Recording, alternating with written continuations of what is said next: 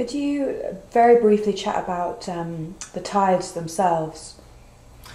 Sure. I think the current model's running with a notion of 3 tides, and you could say that there's the more oriented you are to tissues, the more fast the rhythm is, and the more oriented to fluids you are, things start to slow down.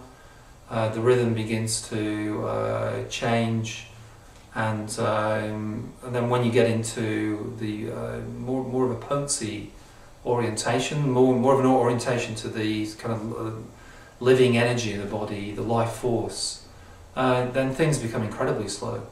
The whole system slows down. The tide is moving at 90-second cycles. I mean, that's very different than a 7 to 10 to 14 second cycle. So the clinician will be in quite a different mode around that. And I think the rhythms are not so important in a way. I think it's the state that arises from being in the relationship to these tides.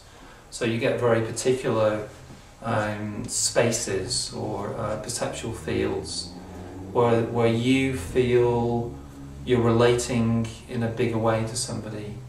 So you're going from specific relationships to individual interconnections within the body to perhaps more of a whole body communication, and then perhaps to how the body communicates with the greater effects around us, to nature really, to the kind of web of relationships that are in the world.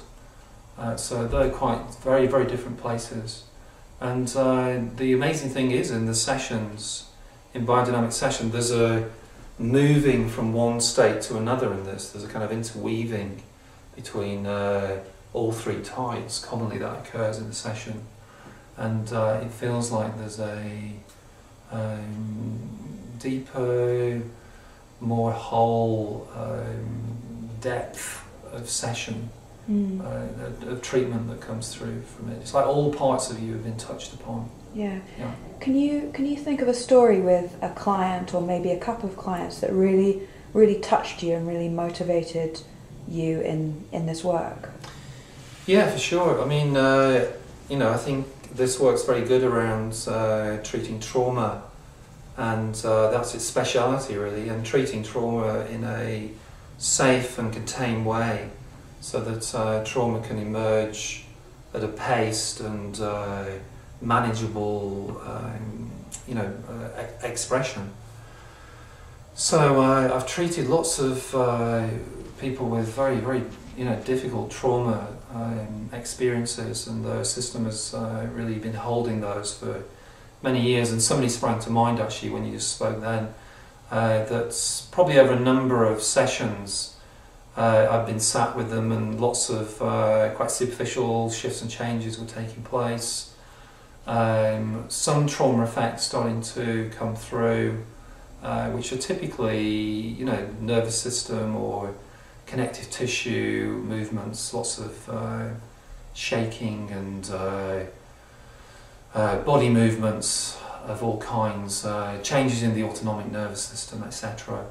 And then there's a wonderful moment reached when somebody's system can drop beneath that autonomic engagement, where they come out of an activated state that they've been in for several sessions during your treatment process, but also for many years in their life, and just drop into this bigger space within themselves where there's a co-relating of all the body tissues, all the different structures can start to speak to each other, things are not so fragmented or partitioned, the body's breathing has changed, the whole kind of neuroendocrine system has shifted, there's a new chemistry coming to the fore within the body, and you can feel this very powerfully as the client and the practitioner, and suddenly you've dropped into a healthy space, a more potent space, and it's like things have literally widened out. You're observing a bigger human being in front of you, rather than just this section of them and just this difficulty moving through an experience that occurred to them 15, 20 years ago.